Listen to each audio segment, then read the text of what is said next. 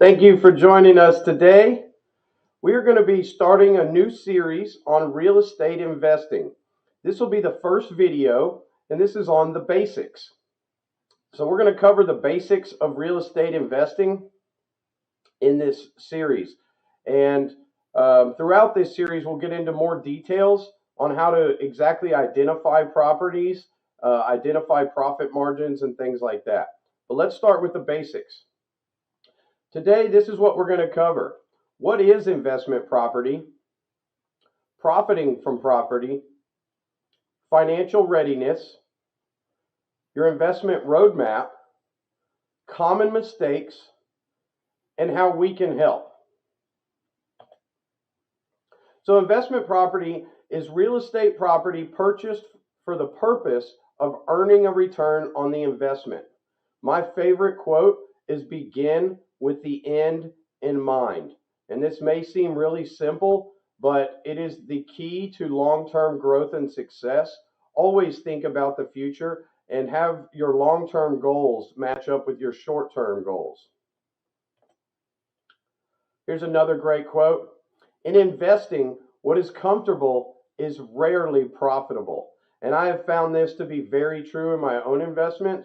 I get a little bit of anxiety and I'm a little worried every single property I buy. But I've never bought a property that didn't turn me a very large profit, and every single property I've bought was a huge success.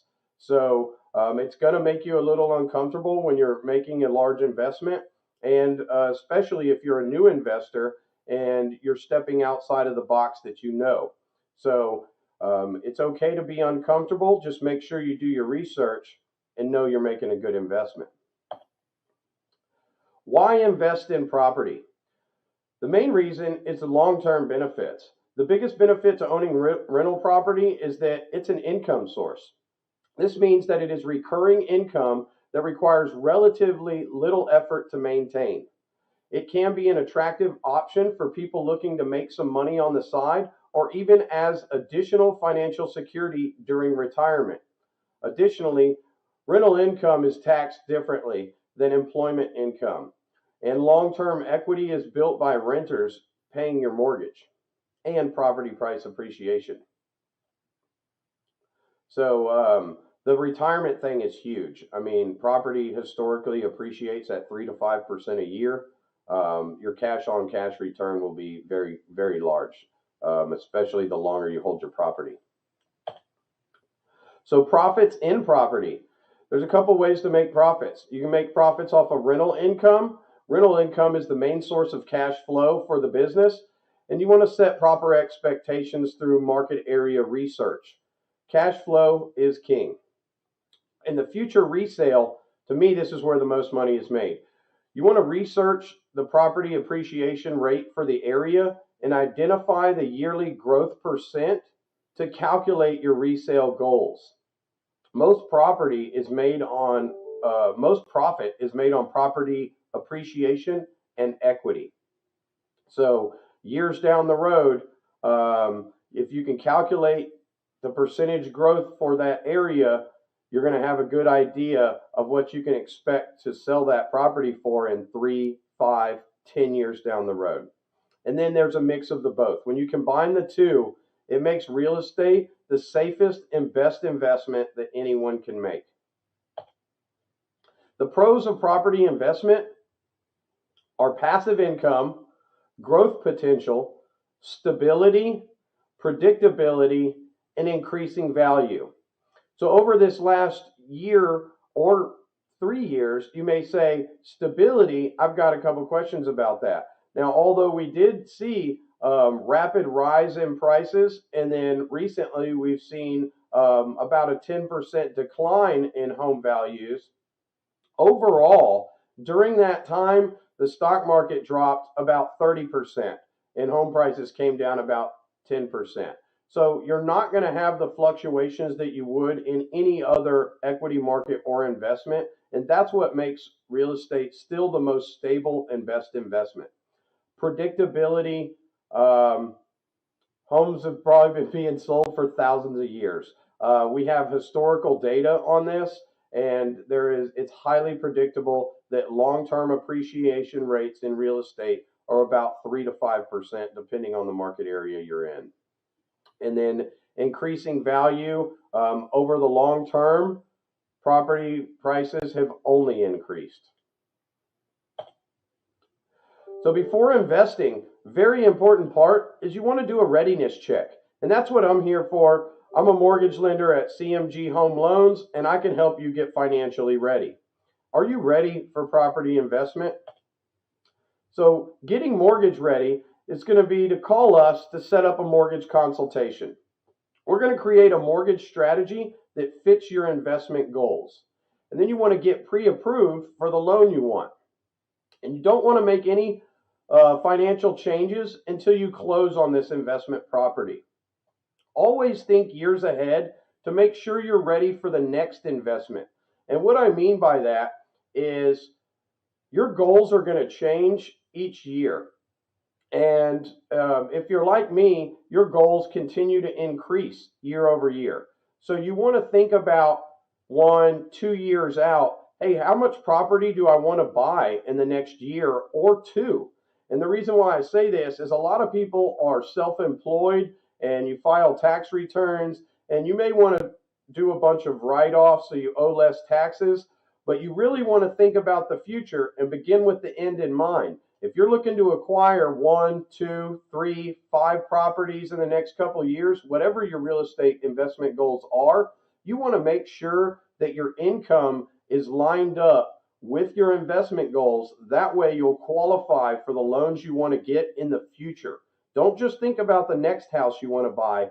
Think the next 2 or 3 houses out that you want to buy, and are you financially ready to obtain a loan and get pre-approved? So call me for a consultation. It's what I'm best at, and I'd love to help you get ready. The prerequisites for investment are make sure it's got reliable cash flow. Have an estimate of market rent versus the mortgage payment so you know your cash flow before purchasing the property. Now you don't have to cash flow on a property. I have seen strategies where it works. Even if you're negative cash flowing, the property can still work. Let's say you're negative cash flowing on a property that's $500,000. Okay, on this $500,000 property, you're negative cash flowing $200 a month. So during that year, you rent that property out, you're losing $200 a month. Okay, there's 12 months in a year. You lost $2,400 in that year. Well, let's look at how much it appreciated by. On a $500,000 house, even if we use a modest appreciation rate of 3%, that property is going to appreciate by $15,000 in that same year. So if you lost $2,400 on cash flow, but the value of your home appreciated by $15,000, you really didn't lose anything. You actually had a large net gain. So cash flow is a must if your strategy is you're using this cash to pay bills and you're using it as a reliable monthly income. Then cash flow will be a very large part of your strategy. But if you're looking further out, you're investing in property more of a retirement or a longer term investment goal, then negative cash flowing could actually still work for you with the example I just gave. And then another prerequisite, and this is my number one, is thorough research. You got to research the current market trends for your area and the historical trend of rent increases over the next 3, 5, and 10 years. Another thing I like to research is the city or town or area that it's in, are they planning to do any investments or developments in that area? I live in the Houston, Texas area. We've seen a lot of city development in an area called East Downtown. And the city was announcing these plans years in advance. So you could have bought houses there for under $200,000 just a few years ago. And now every house in that area is $400,000 and up. So with some good research, you can make a lot of money by timing the market and getting into certain areas at the right time. And then you want to have defined financial goals. Begin with the end in mind. Again, I'm going to say this a lot. Always map out your short-term cash flow goals and your long-term equity appreciation goals. Very important you have that defined. Preparing to invest. Know your financial stage. As you prepare for the financial investment, are you prepared for the financial investment necessary? Do you have the pre-approval letter in hand? Is your home loan strategy mapped out? Choose your investment strategy. Are you looking for short-term rental, long-term rental? Are you going to turn the house into a nursing home? Are you going to make it a business rental, etc.? Have your strategy planned so execution is easy? Next, you want to identify your target market. Research the ideal market for your investment strategy. Why is the area good for your strategy? Is it a good strategy over the next 3, 5, and 10 years? You want to think about these things. And then next, you want to define your property criteria. How many bedrooms, bathrooms, and square footage do you need in this house? Do you need a pool, a backyard? Does it need to be have a workstation area for business professionals, or a large open kitchen for entertainment? It all depends on what your real estate goals are. Then you can define which property criteria you're going to need to make that goal a reality. Next would be setting expectations. Historical investment data. You want to research the historical trends in the area you're investing in. Find out if there's any city planning or investments that could help or hurt the value of your investment. We discussed earlier, city planning can definitely help your investment, but if they're creating some large construction, some roads, or a freeway, or something like that through your area, that could definitely affect your investment for years. And that would not be a good effect. It would hurt the value of your property. I've seen road construction cause it to where it makes it very hard to even enter a property. That wouldn't be good. So research the future plans of the city and the area as well. And then make realistic income goals. I always like to underestimate my profit margins and set aside money for repairs and maintenance of the property. There always is repairs and maintenance. And remember, repairs are tax write-off. So you'll get to write that off against the income of your business. 36.6% of all households in America are renting their homes. That is over a third of America. We have over 300 million citizens in the U.S. That means over 100 million people live in rental homes currently. 74.4% of rental properties are owned by individual investors. And why this stat is such a big one is most people think that real estate investing is dominated by large corporations or big entities, real estate investment trusts. That's just not true. Almost 75% of all rental properties are owned by individuals like you and I. So it's a great idea to buy some investment property. Here's the investment roadmap. First, you're going to start with your research and analysis. Detailed research and analysis of data is the most important step to any investment. Next, you're going to get financially prepared. Financial readiness is the key to having a strong offer and negotiation strength.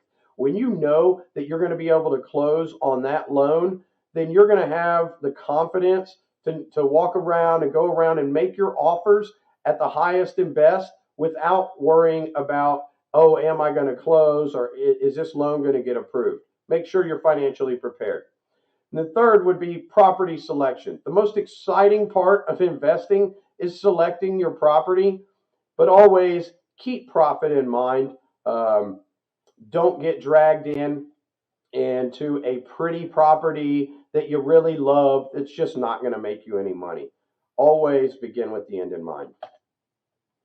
Currently in Houston, Texas, there's 11,153 properties available for sale. Go get one. This is why now is a much better time to buy, even over the last year, 2020 and 2021.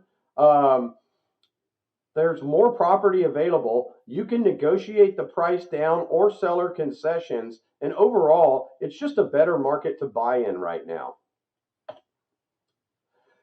Here's a couple examples: long-term rental and short-term rental. Let's look into those. Long-term rental properties are the most popular real estate investment strategy. This strategy allows the investor to have a more passive form of income with lower cash flow than short-term rentals, but the benefit is the lease agreements are generally 1 year or longer. And also, most renters stay for several years. So it creates very low vacancy, and it also makes that form of income more passive. The picture next to it is a rental property that I had for a couple of years. Actually, just sold that one.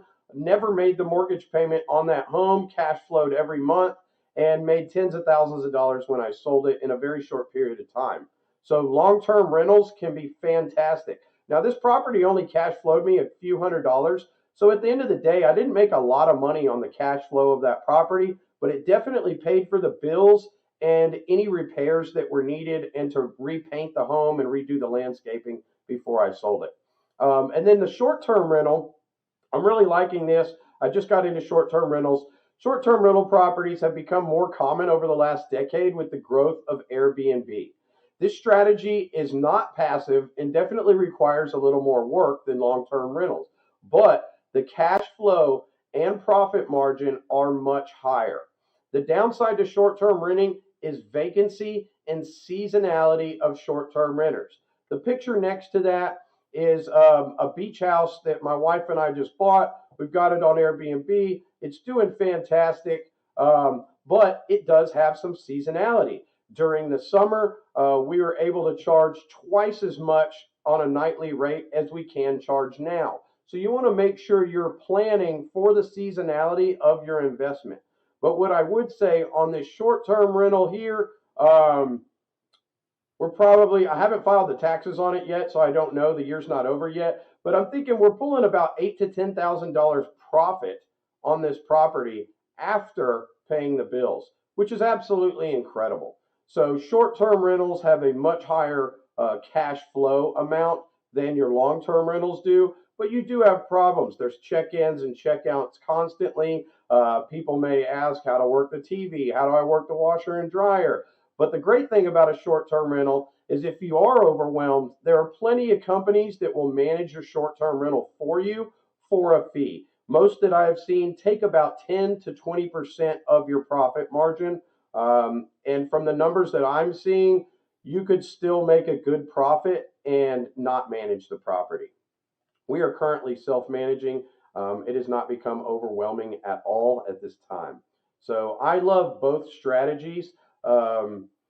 Pick which one fits your strategy better. With the short-term rental, I would say have a little bit larger nest egg just because of seasonality and vacancy rates. Common pitfalls in investing. Failing to research. Number one, research is your number one tool for success. Before I buy a property, I probably look at hundreds and I do the research. I look at the rent for the area. I compare, and we'll get into more details in later episodes on how I do this. Number two, deciding impulsively. Pretty house, looks great, you just go and buy it. Without doing the research, you could get in a lot of trouble. Never make an impulse investment. Impulse decisions are supposed to be made at the checkout line at the grocery store. If you buy a pack of bubble gum on an impulse, it's not going to hurt you. If you buy a $500,000 house on an impulse, it could cost you your business. So don't buy impulsively. Do your research. Number three, mismanaging cash flow. Save for repairs and maintenance. The cash flow is not for spending, at least for me. Some people do like to spend the cash flow. They use it as an income. I personally do not. I put it all into savings because I might need that money at a later date. Like the beach house.